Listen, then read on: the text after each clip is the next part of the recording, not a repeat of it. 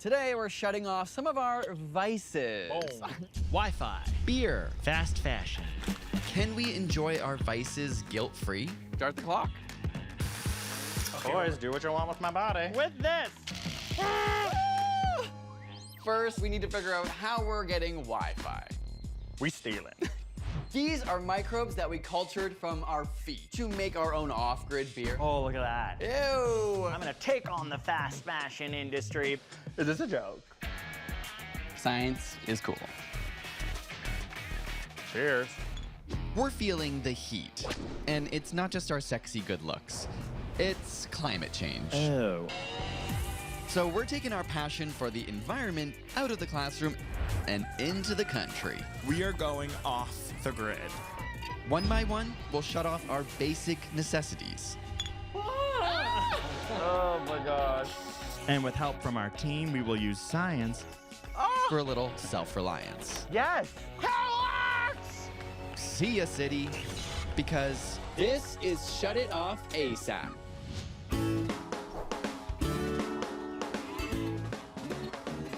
These are our last beers for a while because we are officially shutting off our vices, like alcohol. Or Wi-Fi, also known as Wi-Fi. I'm addicted to this stuff. It's also linked to my other vice, which is shopping online for fast fashion. A gay guy once told me that swim briefs were single use, and I bought 3 neon ones. We want to explore the connection of these vices to the climate crisis and also see if we can find some off-grid alternatives to them. Cheers.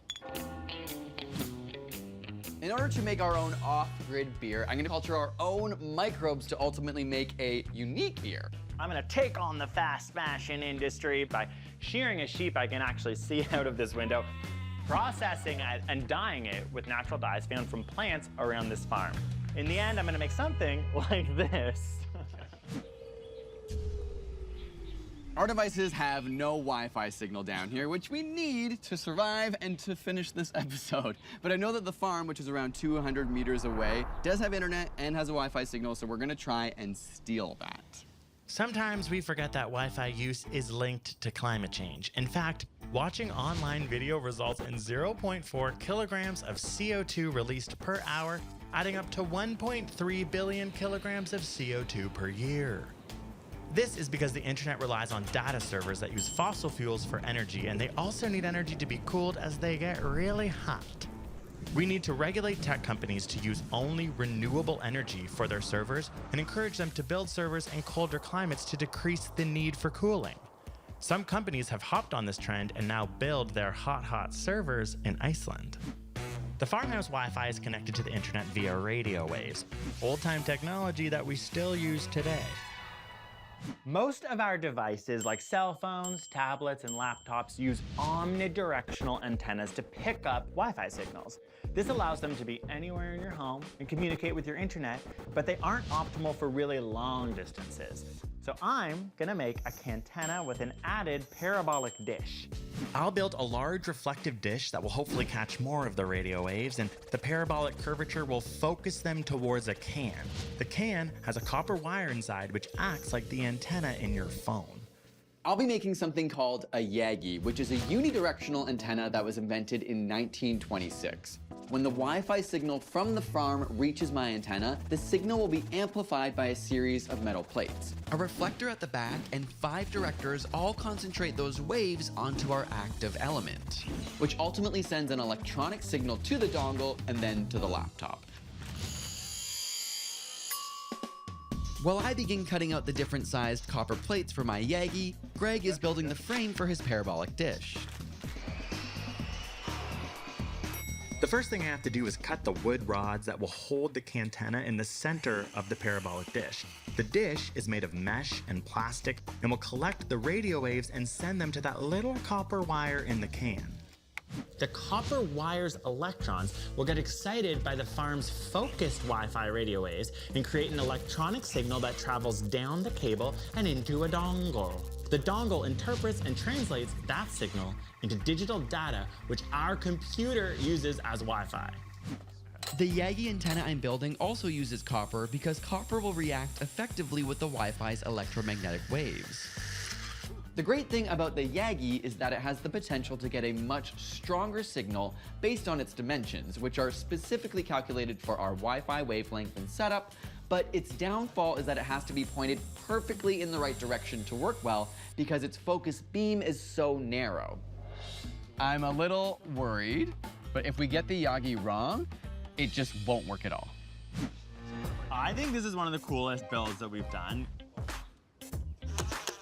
My parabolic dish is ready. Now I have to figure out the perfect place to put this monster. The device that I'm most addicted to, sadly, is Wi-Fi. Who needs it more? Greg, 100%. Hands up, you got me, Mitch. But we both need it in our cabin to do the work that's necessary for this show. You sometimes forget how much internet is integrated into your life until you don't have it. Mitch and I have been having 1 to 2 beers a night to relax, so those are being taken away, which is gonna be harder than usual. Since this is my first time brewing beer, or brewing anything really, I've been doing a bunch of research and realized the first thing we need is something called wort. Now, not the warts that you get on your body, W-O-R-T. And it's basically a mix of boiled barley, hops, and malt extract. But the most important ingredient we need is yeast. Humanity's existence is profoundly intertwined with yeast. It lives on our skin, in our lungs and guts, and floats in the air that we breathe. And regulating yeast through brewing and baking has made it a key building block in humanity's transformation from nomadic hunters to a domesticated agricultural society. To break down that malt extract into ethanol, we're looking for something called brewer's yeast. And to find it, we're gonna use our bodies and our environment. If we find yeast samples, we can take them and culture them. We're about to swab our toes, butt cracks, and skin to hopefully have yeast on them. Just doing some science. Oh, gross, what a freak. So which do you think will actually have the best growth? I don't think it's gonna be one of my skins. I think the butt crack will show the most growth, but it may not be what we actually want. If we can make beer out of the butt crack, we're gonna be rich. It's gonna fly off the shelves. Oh. Greg and I's job has been to find that yeast somehow. But we also have some wort samples like this one that we've placed around the farm. We have this bit of cheesecloth on top so the yeast can get through, but other insects or animals can't get in. And the hope is that near fruit, near flowers, near oak trees, we might find some wild yeast and be able to cultivate that and use it for our beer. It'll take 9 to 10 hours, so we'll leave the wort out overnight to capture the Yeah. yeast. Ah, look what I got. Woo! Okay. Thank you. Lastly, we streaked a plum, then added it directly into a wort bottle in order to take advantage of the natural yeast on its skin. Now we just have to wait 2 to 3 days to see if we have enough yeast growth to use for brewing our beer.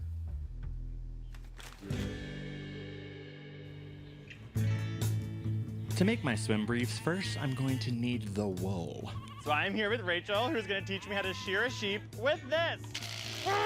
Okay, I'm so sorry, I'm freaking out. I trust you, absolutely. Okay, I trust myself as a teacher. we are gonna be taking the fleece off of a sheep with a razor. They have to be sheared because once they're done, you'll see how much wool comes off, and that's 1 year's worth. They want this fleece off of them, so that's what I keep thinking. I'm like, I'm gonna help cool down the sheep. I'm gonna help cool down the sheep. I think we should just get started because I still have to process the wool, dye the wool, and then, you know, knit it into a swim brief. You're gonna become a gorgeous swim brief that a gay guy's gonna wear on the beach. She just said I can't wait. Ready?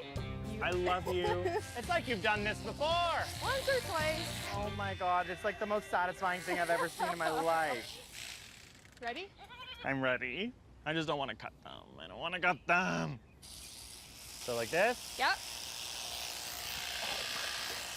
Shearing sheep means we're working with natural fiber, but a lot of our clothes are made with synthetic fibers like polyester, and that polyester contributes to plastic waste. For example, 1 6-kilogram load of laundry releases more than 700,000 microplastic fibers into wastewater, which means washing clothes produces the equivalent of 50 billion plastic bottles of waste per year. All the way out that leg again. There. Beautiful. My hands feel amazing. I haven't washed them because lanolin is an oil that comes off the sheep when you're actually touching them and shearing them. And it's good for your hands, so I'm just basking in these sheep shearing hands. Baby, do you feel naked? She says, oh, I feel wonderful. Thank you so much. I never thought I'd do something like this. For the average Canadian sheep farmer, selling that wool doesn't even pay for me to come shear the sheep. So it's just something you have to do for the health of the sheep. Wouldn't that be a good thing for it to be Canadian wool? I don't know. Yes, if you could find it, like if you looked for it, there are smaller producers that do have wool sheep, and the majority of their sales would be private, directly to the buyer. Like making clothing. Exactly. Now that we've sheared the sheep, we need to get it into yarn that I can obviously contextualize knitting into a swim brief. It's really hard to have a strong opinion about responsible production when you don't understand how things are made. 85% of textiles end up in landfills each year, which is the equivalent of one garbage truck of clothes being dumped in a landfill every second. Fast fashion companies and influencer culture are constantly trying to make us buy new things. But if you do need to consume things, honestly, secondhand shopping is incredible, and you can kind of carve out a little style for yourself. We both have our antennas finished. I'm keen to try my Yagi first. Our cabin's right there. We need line of sight to the farm for both of these to work, so that's why we brought them up here.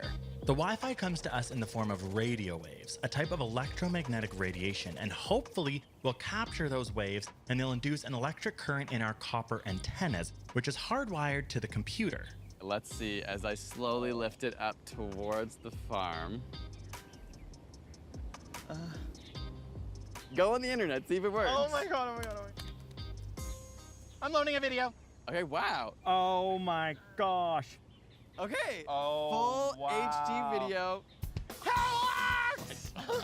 Wow. We have full internet from hundreds of meters away right now. Oh, that's crazy. That's it's really literally cool. a laser beam to the Wi-Fi I mean, signal. it's not literally a laser beam, it is an antenna. Because I don't want to be out here holding this all the time, I'm gonna attach this to a tree, find the perfect angle, and then we can leave it. Okay, now we do mine. Now we do mine. Alright. Unlike Mitch's antenna, my parabolic dish has a huge surface area to catch the radio waves, so it's a bit more forgiving when it comes to the placement. 3, 2, 1. Okay, there starting. Give me a sec, we need 5 seconds. Okay, YouTube's loading. Oh my god. We got video! Oh, this is so cool. This okay, is crazy. We literally have streaming video. We have 2 sources of internet now. We can just run these wires into our cabin and we can actually use it inside now. We just have to make sure that the farm continues to pay their internet bill. We steal it. True. Our yeast samples are growing. Now it's time to get an expert opinion. Your wort looks great. It's got sediment in the bottom, which looks like yeast. There's nothing scary floating on the top. I think you'd be good to go there. Let's talk about our Petri dishes. Well, I don't know whose toe you swabbed, but someone needs to wash their feet. Your best tool is your nose. The sorts of bacteria that you don't want are very obvious. If it smells bad or if it's turned a funny color, that's a sign you don't want to use it. Of all the things you caught on your plates, the only one I think I would want to try is on your plum plate. You have a nice round brownish color colony that might be yeast. Based on Brian's advice, I'm taking the yeast culture from the plum plate and re-streaking it onto a new agar plate so that it can grow free from any other contaminants. Our wild yeast wort is finally ready. Now I'm going to choose which one I'll actually use to make beer. And the way we're gonna choose which wort is by my nose. And the winner is the garden path. We know that fruit often attract yeast towards them, so that's actually interesting that we might have true brewer's yeast in here. We have sent the sheep's wool to Rampart House, the site of a local wool processing mill where it is cleaned and left out to dry for 24 hours. The dry wool is put through the picker, a machine that separates the wool, opening it up to prepare it to be carded. The carder machine straightens the wool so it can be spun into yarn. It's put through a spinning wheel which changes the shape of the wool fiber into a braid-like form. The surface of wool fiber has overlapping scales of protein. These lock the fibers together in the yarn, which is what makes wool so strong. Finally, the wool is wrapped into a bundle called a skein, and voila, it's now yarn ready to be knit into my swim brief. Believe it or not, this is the wool that I sheared off of that poor sheep to make my swim brief. But of course, I need to dye it. So I am here with Jamie and Christopher of Cabin Boy Knits, who are gonna help me dye this au natural. Maybe a yellow or a red, depending on what literal foliage we can get from around here. In the first pot, we have leaves that were picked from a lilac tree, and it makes a fantastic color. It is yellow. Ooh. Well, that looks like something that comes out of my nether region. We call it urine. We used to always dye our clothes with plants. For example, all denim was dyed with the indigo plant. But now, 99.99% of our denim is dyed with synthetic indigo, which is made of cyanide, petroleum, and other chemicals like formaldehyde, benzene, and aniline.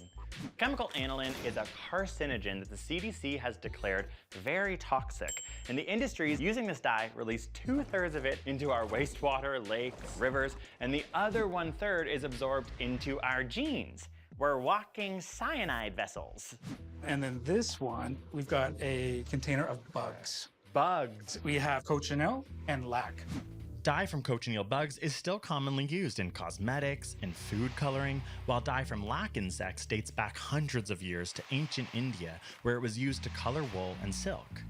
While not ideal for vegans, humans have been eating insects and using them for dye for thousands of years. I feel like I'm a witch brewing, and I've always loved and wanted to be a witch. So you can... Ooh, I love that. That's I love nice. that rich, bloody purple. I'm so happy to make a connection between the dyeing of clothes and some natural alternatives. The process of dyeing our clothes uses the equivalent of 2 million Olympic-sized swimming pools of water each year, with the fashion industry being responsible for 20% of all water pollution. Clothing companies use these chemical dyes because they're cheaper. They get to increase profits while the true cost is endangering our health and destroying our planet. You've done something to this wool. I put it in rhubarb leaves. Soaking the wool in rhubarb leaves is done because rhubarb acts as a mordant or binding agent that will allow the dye to adhere to the wool and not wash off. So should we put this in water now? Yeah, sure. Yeah, okay. Gonna increase the surface area to volume ratio by dropping it into this water. Let the fibers breathe, per se, in thine wawa. Oh, I'm so excited. This is not the quickest experiment that we've chosen. Not only is the beginning a huge amount of work, there's a lot more to do when it comes to even just brewing it once we have our yeast. The most common species of brewer's yeast is Saccharomyces cerevisiae, which has also been used in winemaking and baking since ancient times and is sometimes considered the oldest domesticated organism. Once the yeast is inside of the wort, it will start to break down the sugars for its own energy and in the process release carbon dioxide and ethanol, otherwise known as drinking alcohol. After all the sugar in the wort is consumed, the first fermentation is done and the yeast will either die off or go dormant and can be filtered out if desired. I'm here with Cam, who's gonna teach me how to brew our beer. Well, the first thing we're gonna do is we're gonna try and make a big pot of sugar water that we can feed to the yeast. We're gonna use dry malt extract and specialty malts. We actually could have harvested these natural ingredients on the farm, but decided to bring them in to save time. Oh, we got a good boil here. Gently place. The brewing process would seem kind of simple. This is actually pretty complex. Let's see how we're doing. A lot of aroma coming out of there. Now we're gonna pour in the extract. We're gonna bring this guy to a boil. Wow. Go ahead and throw the bittering hops in. Okay. It just smells like beer. That's so cool. We let the brew boil for an hour before adding more hops. Next stage is add aroma hops to the beer. Now the mixture has to cool down so that it's ready for us to add the brewer's yeast. The thing that's really sticking out to me is the smells. I walk by breweries all the time and I never really understood what that smell was, but now I actually can see what ingredients are bringing out those aromas, and it's making me like brewing and beer a lot more.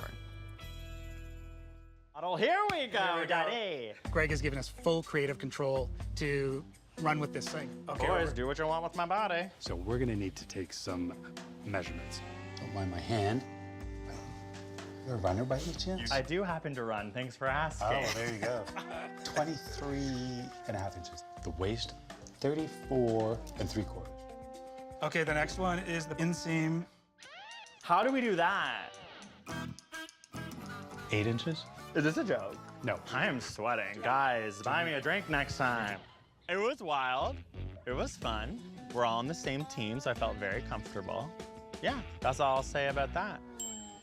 Our wort has cooled down and we put it into these 3 jugs, which is where our final fermentation is going to take place. Absolutely. The starch that was once in the malts has been converted by natural enzymes into sugar, And up here we have our cultured yeast. which will feed on that sugar. But yeah, we're gonna dump those in and hopefully the fermentation will get going. The byproducts will be carbon dioxide, that's the beer's bubbles, and alcohol. So this is right plum. We don't know if it's fermented too much, but we did see some bubbles, and on the bottom we can see a little bit of, right? That's Yep. the yeast there, that physical A part. little bit of biomass down there. Yep, definitely. I've learned that when brewing beer, your nose should lead you every step of the way. If it smells bad, the wort will make bad tasting beer. Does it smell normal? Yeah, smells like wort. Okay, great. Each yeast sample, along with turning the sugars into alcohol, will bring different flavors to the beer. Like it, bro. Like this guy's an airlock, essentially it's gonna let pressure out of the bottle, but not let any air get back in. Otherwise this would maybe like explode. Yeah, exactly. On to garden. This one was actually near some raspberries as well, because Cool. we thought yeast near fruit, likelihood higher. No funk, which is Cool. generally what you want. Okay. I'm excited to smell this. Local yeast, there's already so much foam. That's the first sign of an actual fermentation. Oh! Okay, final pour. Hit it. We have all our wort with all our 3 samples, plum, garden, and local yeast. Now we wait. Yeah, you want to keep them kind of cold and dark. Just keep the UV light off of them. Start the clock. Come on, lilacs, give me the yellow I need for my swim brief. I love lilac shrubs. I kind of was like ignorant. I thought, oh, the green leaves, that's green, but they really do create this really nice yellow. We're going to add a little bit of alum to it, and it's usually 10% of the weight of the yarn. Alum is a mineral that acts as a mordant, binding the dye to the wool, while also giving the color added vibrancy. Yes. Come to my nether regions. Do I squeeze thine yarn? Gently. Gently. Just plop it in. Yes. Oh my God, good luck, Hans.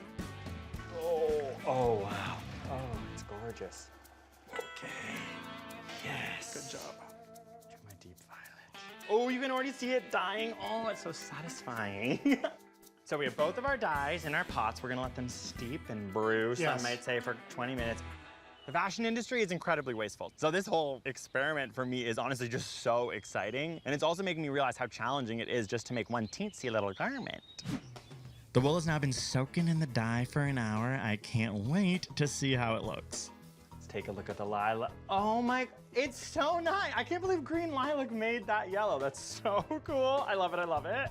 Ooh, look at that gorgeous deep maroon. I love it, I love it, I love it. Okay, thank you so much for naturally dyeing my swim brief. Holy shit, it literally smells like beer. There is some concern, especially for me, whether or not these drinks will be safe. After all, we've been culturing microbes. Like at the end of this, if we can test not only the pH of the final brew, but also the gravity, which is the amount of sugar that's left in it, and if those metrics are right, we can be very confident it will be safe. Even if it means it won't necessarily have the best taste, at least we'll have a result at the end. All the beers tested safely, so now we can bottle them up.